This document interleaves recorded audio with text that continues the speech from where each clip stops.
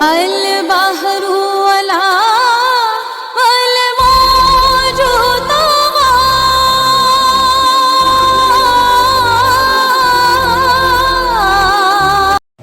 یاد آ گئی خطائیں خطا کار رو پڑا، مولا کی رحمتوں کا طلبگار رو پڑا۔ یاد آ گئی خطائیں خطا کار رو پڑا، مولا کی رحمتوں کا طلبگار رو پڑا۔ پہلے ادب سے روزے کے جانب بڑھائے ہاتھ، پھر اپنا منہ چھپا کے گنہگار رو پڑا، پھر اپنا منہ چھپا کے گنہگار رو پڑا۔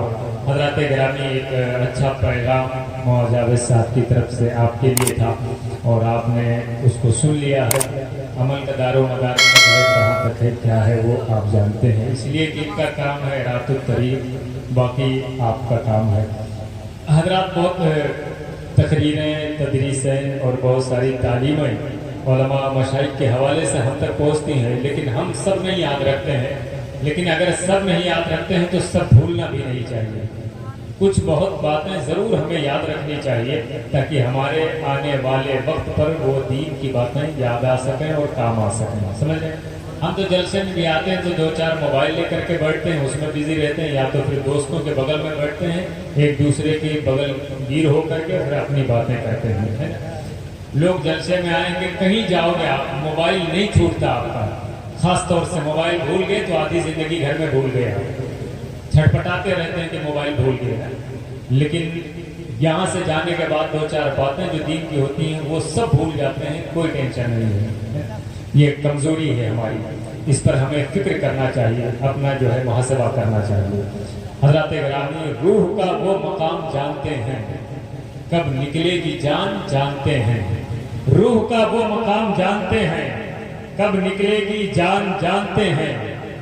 تم کسی بھی زبان میں عرض کرو، مصطفیٰ سب زبان جانتے ہیں، تم کسی بھی زبان میں عرض کرو، مصطفیٰ سب زبان جانتے ہیں۔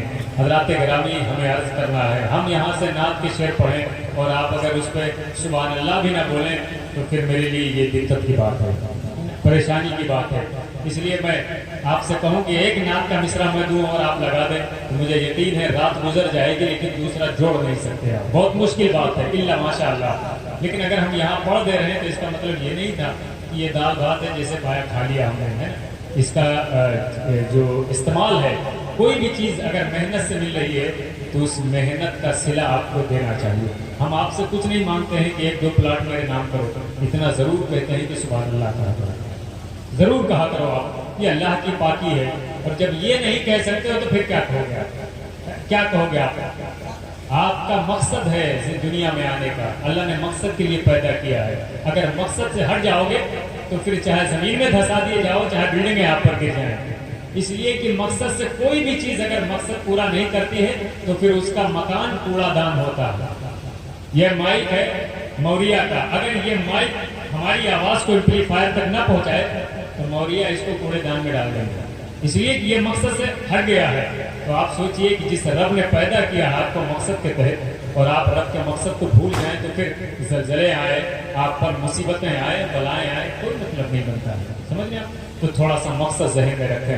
اگر آپ آئے ہیں تو آیا کریں تو یہاں بیٹھ کر کے یہاں کی باتیں سنا کریں، یہاں کی باتیں، ہے نا؟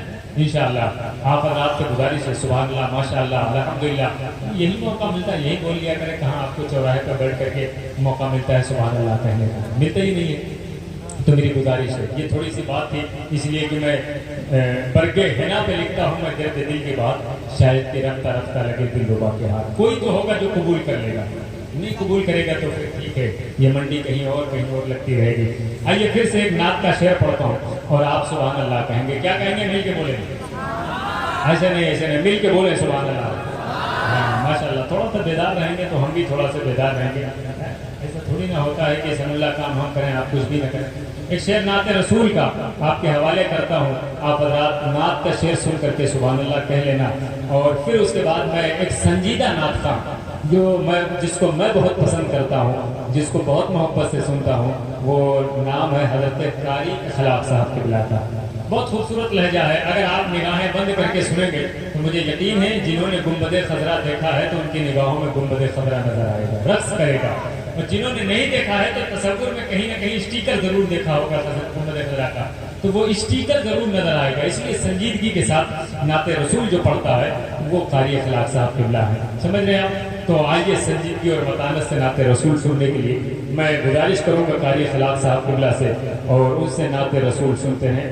ان کا مانگتا ہوں جو مانگتا نہیں ہونے دیتے. کہہ دو سبحان اللہ.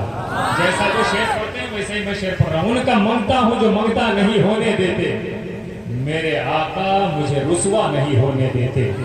ان کا مانگتا ہوں جو مانگتا نہیں ہونے دیتے، میرے آقا مجھے رسوا نہیں ہونے دیتے. میرے ہر عیب کی کرتے ہیں وہ پردہ پوشی، میرے جرموں کا تماشا نہیں ہونے دیتے.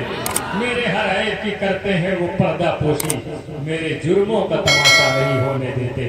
حضرات آج تو لوگ جرم تلاش کرتے ہیں، کس میں کیا کمی ہے اس کی کمی کو دنیا کے سامنے پیش کیا جائے. لیکن میرے نبی کی رحمت کاملہ یہ ہے کہ اپنے امتی کے ہر گناہ پہ پردہ ڈالا جاتا ہے، اور یہی نہیں بلکہ قیامت تک پردہ ڈالا جائے گا. تو لہذا اپنے نبی کی محبت میں آپ سرشار ہو جائیں، اس لیے کہ سر پہ میرے چادر رحمت کل بھی تھی اور آج بھی ہے. میرے نبی سے مجھ کو محبت کل بھی تھی اور آج بھی ہے. سر پہ میرے چادر رحمت کل بھی تھی اور آج بھی ہے. میرے نبی سے مجھ کو محبت کل بھی تھی اور آج بھی ہے. ناموس رسالت کی خاطر یہ جان گئی تو کیا مشکل، میرے یہاں تو ایسی روایت کل بھی تھی اور آج بھی ہے. میرے یہاں تو ایسی روایت کل بھی تھی اور آج بھی ہے. میرے یہاں تو ایسی روایت کل بھی تھی اور آج بھی ہے. آئیے میں گزارش کرتا ہوں حضرت حافظ اخلاق صاحب قبلہ